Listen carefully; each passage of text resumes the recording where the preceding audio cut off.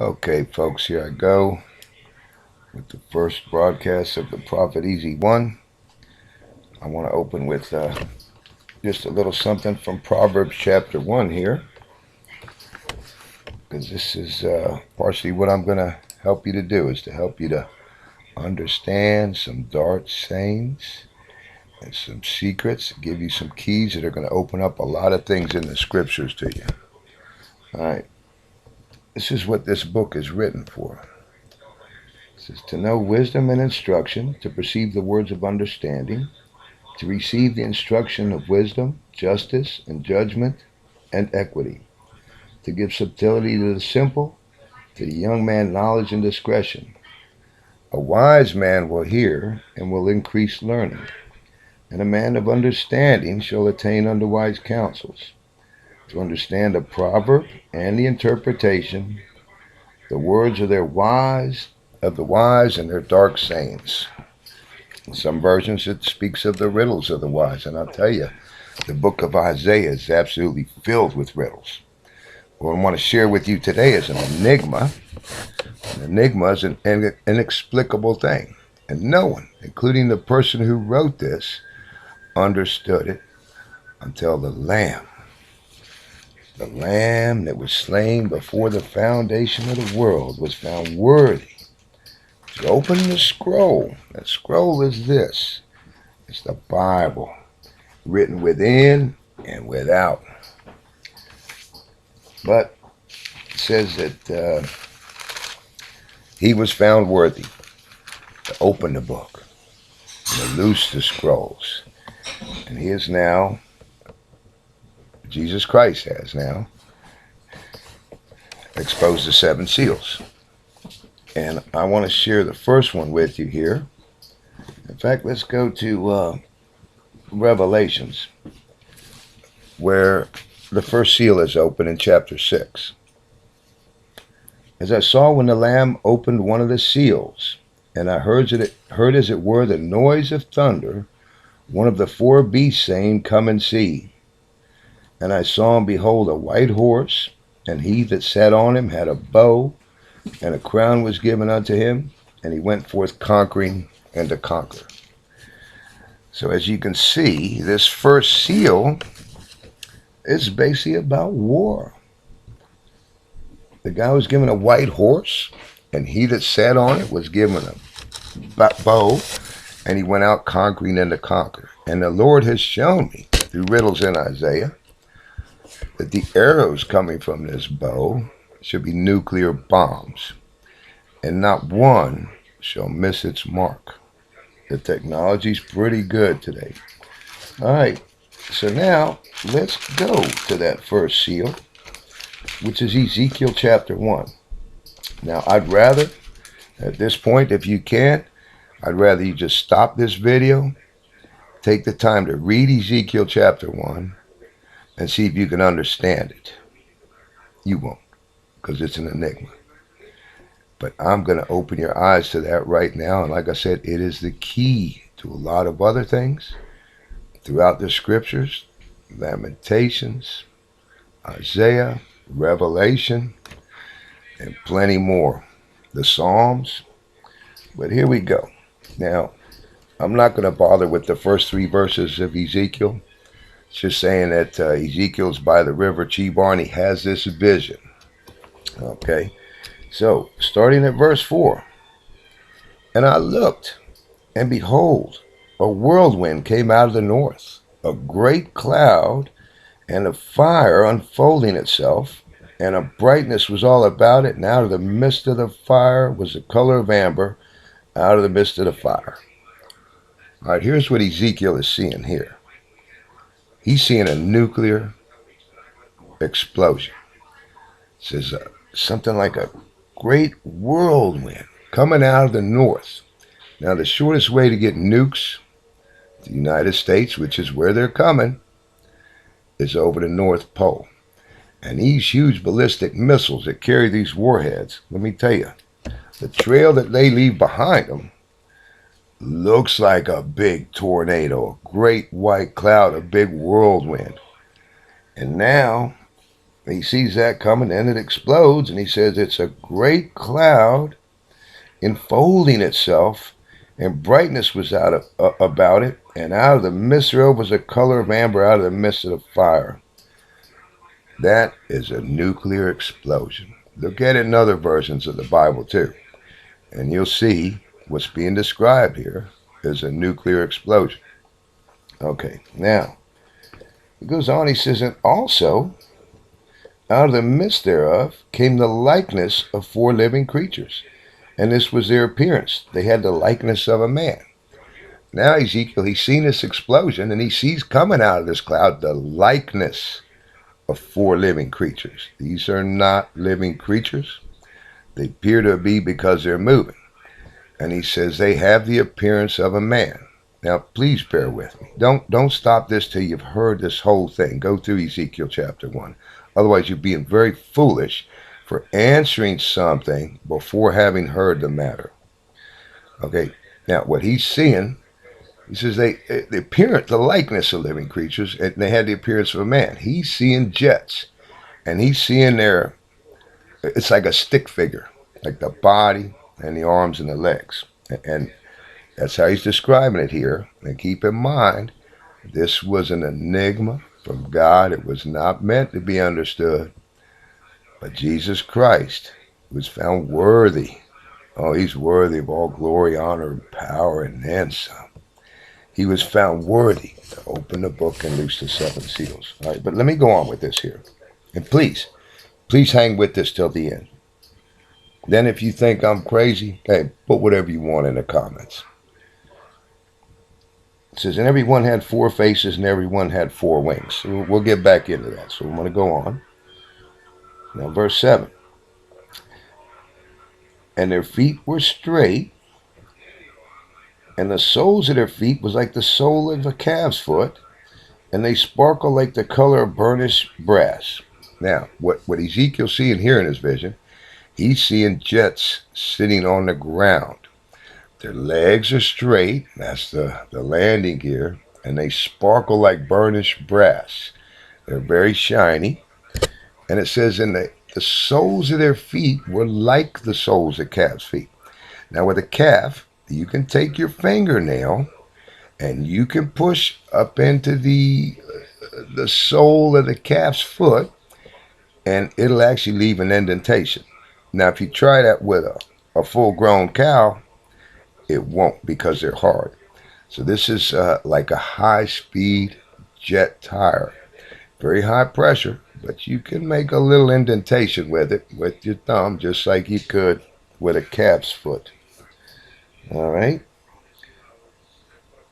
It says, and they had the hands of a man under their wings on their 4 sides, and they 4 had their faces and their wings. Now these hands of the wings that he's describing right now are ailerons on a jet. Like I said, don't cut it off yet. Please bear a few more minutes of your time, and you'll see that this is all true. It says their wings were joined one to another. They turned not when they went. They went every one straight forward. These people are on a mission. These jets, they're on a mission. They're not turning or deviating. It says, now he's seeing, it says, looks like 2 wings were joined one to another, and 2 covered their bodies. Now, what he's seeing, those 2 tailwinds, looks like they're joined to another because it's very close and narrow there. And the other 2, well, we're not into that part, but they're on the mission. Now let's go on. As for the likeness of their faces, they 4 had the face of a man. That's Ezekiel seeing the pilot of each jet. They 4 had the face of an eagle on the right side. And there's a reason why God separated this right and left. I won't get into that right now. But what Ezekiel's seeing here is he's looking into the front of a jet turbine engine with those blades that come around, and it looks kind of like a big lion's mane, like a head.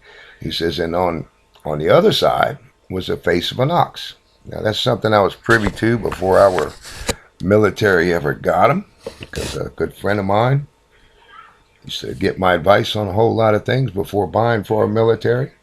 And this is one of the things I'd seen before we had them, and we were using them in the Middle East. What they are, it's a round electronic telescope with two lenses. So it looks like the head of an ox with two horns coming out. One of the lenses is infrared electronic, and the other one's just a super high-powered electronic telescope. And they were able to shoot down planes farther away with these infrared ones, and they could pick them up on radar. Okay, now he says, and each of the four had the face of an eagle. That's the nose cone of the jet. All right. Thus were their faces, and their wings were stretched upward. Two wings of every one were joined to another, and two covered their bodies. Like I said, there's what I was talking about a minute ago. The tail wings are very close. Looks like they're joined together, and the other two are large and cover the bodies. All right. It says, and they went everyone straight forward. Whither the Spirit was to go, they went, and they turned not when they went. The Lord showed me this is the spirit of the Medes. This is a warring spirit leading these jets. It says, as for the likeness of the living creatures, their appearance was like burning coals of fire, and like the appearance of lamps. It went up and down amongst the living creatures, and the fire was bright, and out of the fire went forth lightning. See, now Ezekiel's seeing them flying around, doing their combat missions, bombing and missing. What he's seeing that looks like coals of fire is the jet engines, and this is like the appearance of lamps, and the fire was bright, and out of the fire went forth lightning. That's because these people are shooting their missiles and their rockets, and they appear to be coming from where the engine is, because they hang under the wings generally just like the engines do. So that's what he's seeing. And the living creatures ran back and returned as the appearance of a flash of lightning. This is going to be wartime. These people are not worried about breaking the sound barrier. They're going to be going Mach 2 and Mach 3. They're on a mission. All right. Yeah. It says, now, as I beheld the living creatures, behold, one wheel upon the earth by the living creatures with his four faces. So now he's seen it on the ground again in one of the wheels. It says, the appearance of the wheels and their workings was like unto the color of a beryl. Beryl is aluminum in color. And they four had one likeness, and their appearance and their work was as it were a wheel in the middle of a wheel. Now, he's talking about the wheels and their workings. He's talking about the color of aluminum and a wheel within a wheel. What Ezekiel's seeing here is the disc brake inside of that jet tire. That's the wheel within a wheel. It says, when they went upon their four sides, and they turned not when they went. Now, these four wheels aren't the ones that control the jet. You have another one that controls the direction. But these four wheels just go straight, but they'll go in any direction because it's the other wheel that turns and does the steering. Sounded like jets yet? Stay with me. Keep in mind, now this was written 2,600 years ago. Jets didn't exist. This shows that God is the Alpha and the Omega. He knows the beginning to the end, folks. All right. It says, as for the rings, or rims, as a lot put it, they were so high that they were dreadful, and their rings were full of eyes round about the four of them. Now, what Ezekiel's seeing there is the lug nuts and bolts. Keep in mind, they didn't have nuts and bolts in, but if you look at a nut with the bolt in the middle, it looks like an eye with the iris in the middle of it. It says, and when the living creatures went, the wheels went beside them. And when the living creatures were lifted up from the earth, the wheels were lifted up. So that's only natural. As the jets are going, the wheels are going. When the jets come up, the wheels come up with them. But it's going to be somewhat repeated for a different reason. We'll get to that in a minute. It says, whithersoever the Spirit was to go, they went. Thither was their spirit to go, and the wheels were lifted up over against them, and the spirit of the living creatures was in the wheels. Now, when he's talking about when they come up, the wheels are lifted over against them. That is the landing gear coming in. And what was he said? Now he says that he believed that the spirit of the living creatures was in the wheels. Now, the reason he's thinking that, you see, if you look at Webster's Unabridged Dictionary, a spirit is something that controls you. It controls your direction. It can control your mind. Look, they call liquor spirits. Because you drink too much liquor, you're not controlling it. It's controlling you, believe me. And you can have the Holy Spirit, which is a sinless spirit, which is what God gives you through his word. You got to get that word in you. That is the Holy Spirit. That is the comforter that he said he would send, is the word of God. You got to get it in you. All right, now let's go on with Ezekiel here. Verse 21. When they went, these went. And when these stood, those stood. And when they were lifted up from the earth, the wheels were lifted up over against them, for the spirit of living creatures is in the wheels. So like I said, when the jet's going, the tires are going. When they do come up, the landing gear comes in. And the likeness of the firmament upon the head of the living creature was the color of a terrible crystal stretched forth over their heads above. Okay, now what Ezekiel's seeing, he's seeing the jet with the canopy, a firmament. God talks about a firmament in Genesis. He calls the heaven a firmament. The sea is a firmament. It is something that you can see through. And he talks about this firmament being like an awesome crystal over their heads. That is the canopy that goes over the heads of the pilot. That is the canopy over the cockpit. That's the awesome crystal he's describing there. Starting to sound like jets yet, folks? Bear with me. It says, and under the firmament were their wings straight, the one toward the other. Everyone had two which covered on this side, and everyone had two which covered on that side of their bodies. So see, there's two wings on each side of the body. This is not an angelic being being described. These are jets. Okay. And when they went, I heard the noise of their wings, like the noise of great waters, as the voice of the Almighty, the voice of speech, as the noise of a host when they shout. Or when they stood, they let their wings down. So what it's saying is these wings are loud, like an army, like a roaring river, like the Lord when he wants to get loud. And says that when they stop, they let down their wings. So in other words, the wings get quiet. And there's more to it than that. We're going to get to that because it's coming up. And there was a voice from the firmament that was over their heads when they stood and had let down their wings. Now, what is this voice? And where is it coming from? And above the firmament that was over their heads was a likeness of a throne, as the appearance of a sapphire stone, and upon the likeness of the throne was a likeness as the appearance of a man above upon it. What Ezekiel's seeing is he's seeing the jet sitting there on the tarmac, and behind it he's seeing the radar control tower, which he's describing as a likeness of a throne. And what's he say? There's the light. There's the appearance of a sapphire stone. That's the light up there, and he sees a man in it. Later in the book of Ezekiel, he sees 3 or 4 men up in there. And that's where that voice is coming from, into the cockpit. All right, now.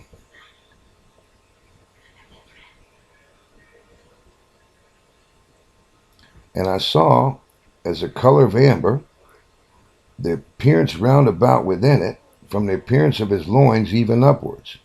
And from the appearance of his loins even downward, I saw as it were the appearance of fire, and in a brightness round about. What Ezekiel's doing now in this vision, he's looking into the cockpit of the jet, and from the pilot's loins, his thighs, and upwards, he sees the color of amber and the appearance of fire all around within.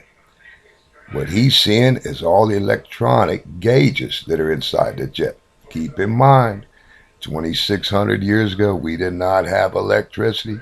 So he's not describing them as gauges as we would today, but rather amber lights with the appearance of fire because they were lit up. It says, as the appearance of the bow that is in the cloud in the day of rain, so was the appearance of the brightness round about. This was the appearance of the likeness of the glory of the Lord. And when I saw it, I fell on my face, and I heard the voice of one that spoke. So I may have missed a verse or two there, but now knowing what you do, you can go back and figure it out and fill in the blanks. Folks, this is definitely describing jets and a war. But now, let's go back to Revelations. Now, you know, I shared with you the seal that was open, which was this one here. The man was given a crown and a bow, and he goes out conquering and to conquer. Now, if you look at chapter 8 in the book of Revelations, in verse 7, this is the first seal again. It says, the first angel sounded, and there followed hail and fire mingled with blood, and they were cast upon the earth. And a third of the trees were burned up, and all the green grass was burned up.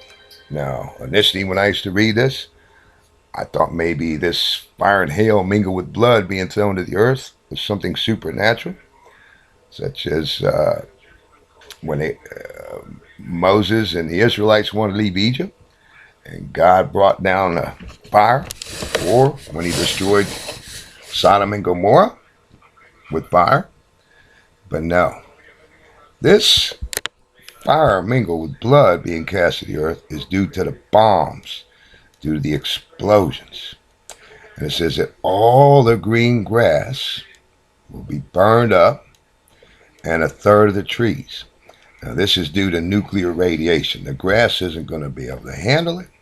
The trees will handle it much better, especially those in the higher elevations. All right, now, I'm going to stop this broadcast for now. I want to keep it as short and succinct as possible. But I'll be doing more real soon. I'm going to show you some other things in the scriptures. And unless you have the gift of prophecy, you're not going to understand. And I'm going to share with you some things that are going on in our planet today. I will show you the Patriot Act in the Bible. I'm going to show you a bunch of things. But for now, in order to keep this short, I'm going to cut this off. But I want you to check me out again. I'll be coming out with videos from time to time. Now that I'm learning how to do this, this is my first. Hopefully it'll become routine, and I'll get to share with you more often. Well, may God bless all you Christians, and please share this with others. And remember, God is the Alpha and the Omega. He is still alive and well. He is not a fiction of someone's imagination. And I want to and I must encourage you to read the Bible for yourself. Not just read it, but to study it. Study to show thyself approved, a workman rightly dividing the truth. And you'll receive praise of both men and God. Okay, thanks again.